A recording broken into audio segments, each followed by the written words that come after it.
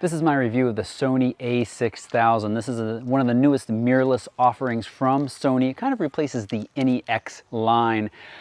With a lot of mirrorlesses that are out right now, you have a variety of different sensor sizes. Most of them are the micro four thirds, slightly smaller than the APS-C. And that's what's in here, a 24 megapixel APS-C. So that's about the same sensor size as you get in your entry and mid-level DSLRs from Canon and Nikon.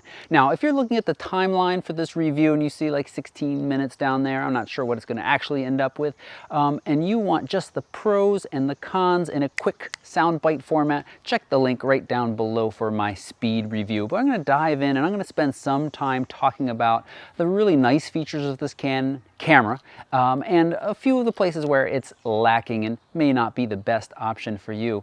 But as I often do with many of my reviews, I like to spoil this. And if you're looking for really good quality and you don't want to lug around a hefty camera and you don't care about the kind of retro dials or slower, more deliberate functioning that I think something like the X-T1 forces you to use, which isn't a bad thing necessarily, this is a really nice camera.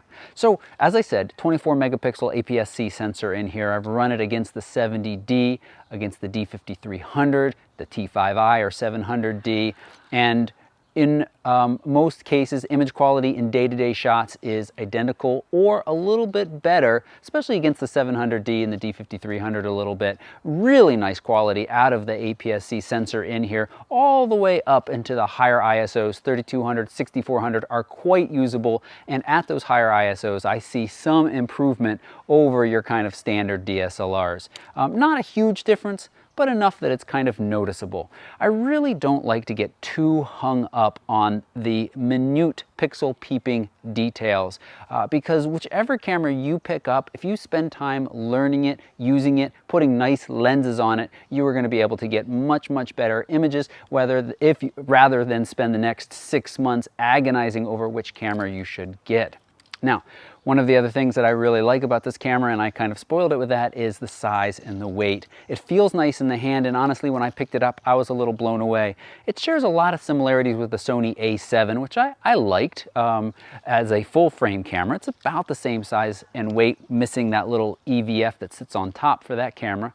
But this is a really light and small in the hand camera. Right now I have the 35mm lens on here, but with that little kit lens, the 16-50, it easily slides into a pocket, and this of course would still fit in a small camera bag or a larger jacket pocket.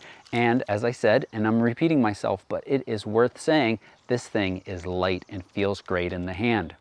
So how about the actual performance? And if you know anything about this camera, you probably know that Sony is billing it as the fastest focusing interchangeable lens camera among, there's a little asterisk there, APS-C sensors. So they don't want to compare it to your full frame beasts that are $4,000, $5,000, $6,000 from Nikon and Canon, because those things are made for sports photographers and wildlife photographers capturing birds in flight. They are amazing. But among cameras like the 70D, the D5300, D7100, blah, blah, blah, it is impressive. Now, it's fast enough that I don't really think about, oh, I'm waiting for it to focus, which is often the case or has been the case with many mirrorless cameras up till now. There's always been that kind of, well, it focuses pretty good for a mirrorless camera, but when you put it next to a DSLR, not quite as good. Not true with this camera. It is right there. Now, when you're comparing it against the DSLR, you're actually comparing it against basically two different focusing methods. Remember, DSLR, you have the choice of the optical viewfinder or the LCD live view. Now, before the 70D came along, pretty much all of the DSLRs, even the Sonys with their SLT technology, were, I don't want to say painfully slow, but they were not as quick as they could be. And at times, it feels painfully slow. And the reason a lot of people move up to DSLRs from your point and shoot cameras and your bridge cameras is for that snappy, responsive focusing. So as your kid is smiling, as they're blowing out the birthday cake, as they're about to kick the soccer ball, you can capture that very second. When through the viewfinder they work, through the LCD, not so much. The 70D introduced that dual pixel autofocusing technology. which does a really nice job. But Canon has said that they held back a little bit. They actually made the autofocus of the 70D in live view be a little bit slower to give a smoother, more cinematic look. One of the things I've noticed in referencing these two cameras next to each other, I've shot some footage side by side, tracking people, moving from near subject to far subject, is this feels just as fast, but it doesn't have as smooth a transition. It's more of a, I'm refocusing now, I'm refocusing now. Whereas the 70D is like, here we go. Got the next focus, got the next focus. So it's more of what you are looking for. As far as focusing speed goes, really good. In lower light, that's where mirrorless cameras really have often started to struggle. I have found the Sony to be great. I was going to say stellar, not quite stellar, but very, very good. Probably one of the harshest environments for low light focusing is the dance floor or reception during a wedding. And I took it to one of the more recent weddings that I photographed and was really impressed with it on the dance floor. And I even popped up this little flash and fired it off. This looks like something that R2-D2 would pop up, and was impressed with the flash exposure. It was good. And did a good job. When light levels really dropped, my 5D Mark III, using the center focus point and an external flash, using its infrared assist, did much better. But the difference wasn't as big as I thought it was going to be. And that is impressive for something that costs a lot less, is a lot smaller, and of course is just focusing through.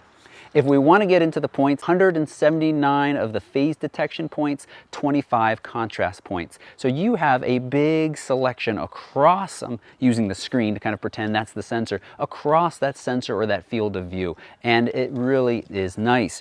I really like that you can, with a couple of clicks, really kind of customize what's going on back here.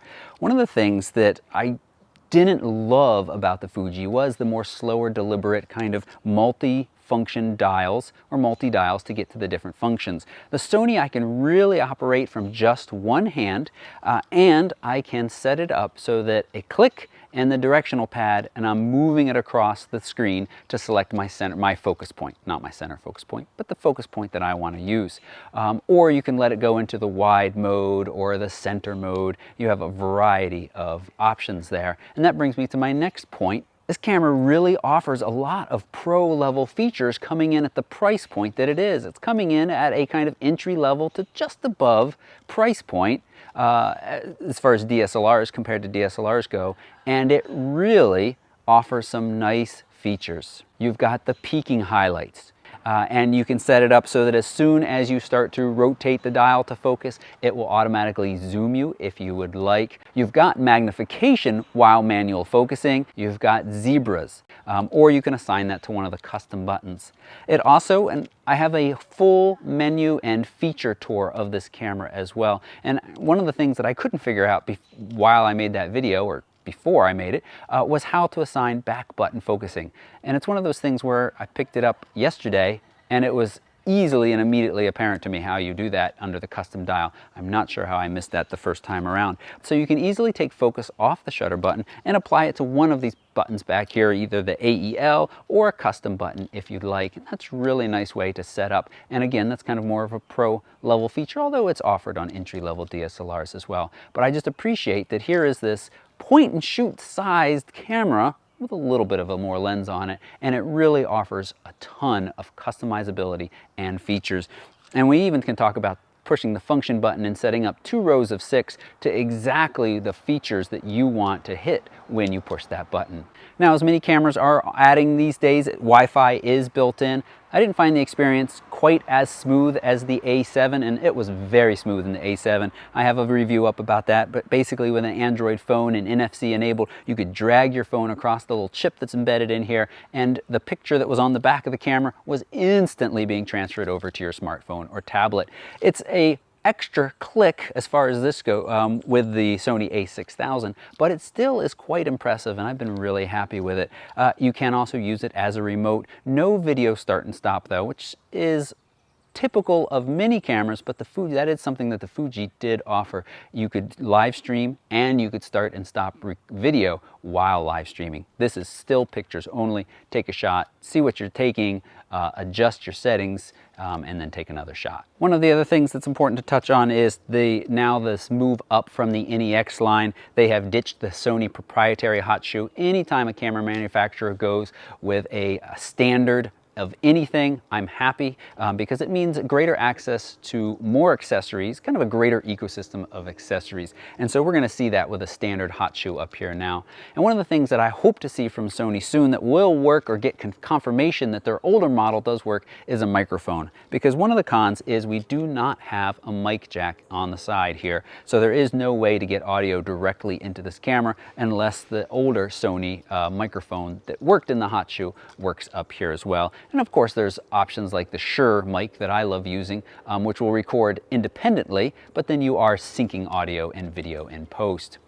Video features quite nice, up to 60p. I personally never shoot above 24p, but I know there's a lot of people who like to slow footage down a little bit more, or just like that little bit more of a sharper look. Will enjoy. The quality is very good, and as I said, I'm going to put up a separate video of some side-by-side. I might put it at the end of this one. Some footage running against the 70D, because I really think that is the camera to beat in terms of audio or auto focusing during video, if you like to do that kind of thing. Let's talk about a few other negatives from the Sony a6000, because it's not a perfect camera. But I'll tell you what, as I said at the beginning, I want to reiterate that if you are looking for a very good quality, light camera for traveling, for just general photography, kids, indoor, outdoor, this really is a nice option. But be warned, here are some cons. First is battery life. We've got a small camera and we have a powerful camera, but you sacrifice some battery life. About 400 shots in day-to-day use. Definitely want to get yourself a spare battery and always have it on the charger. I also feel like it doesn't charge up terribly fast. I'd like to see it charge a little bit faster in the charger, but we're getting picky there. The LCD on the back isn't the best in full and direct sunlight. I was doing some comparisons against the 70D, and the 70D isn't great either, but you can always put your eye up to the viewfinder and you got a great view. With the Sony, you put your eye up to the viewfinder, and of course this is an electronic viewfinder in here, an EVF. And on my mini review, or my speed review, I was a little harsh on it. I backed off that a little bit. It's not quite as lifeless and dull and drab as I repeatedly said in that video, but it is not quite as vibrant. And you really, if you're comparing and contrasting against something with an optical viewfinder, especially right about now, we're approaching the golden hour, really nice light. When you look through something like the 70D, the view is beautiful, it's real life. When you look through here, it's not quite real life. It's kind of a more soft, muted version of it.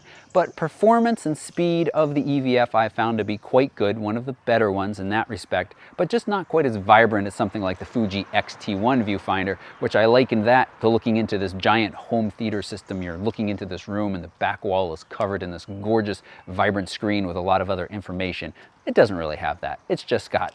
And now, Christina, who I do a podcast with, actually kind of insinuated that this is a pro or a positive feature, because if you're shooting raw images straight out of the camera don't often look quite as vibrant as real life and need a little post-processing to put those colors and those punch and that vibrancy back in it.